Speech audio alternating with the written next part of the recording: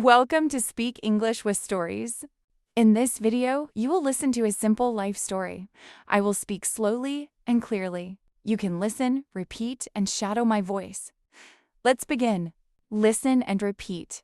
I stay calm in difficult moments. I can handle problems. Everything has a solution.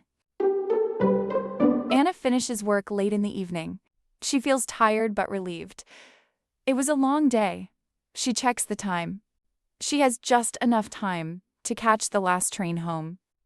She walks fast, her bag feels heavy, her feet hurt. The station is almost empty. The lights are bright. The air feels cold. She hears a sound. The train doors close. Anna stands still. She missed it.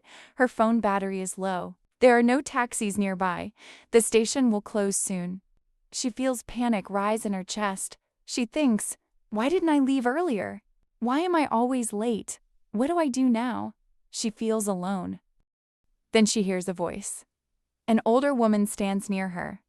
She smiles gently. You missed it too? The woman asks.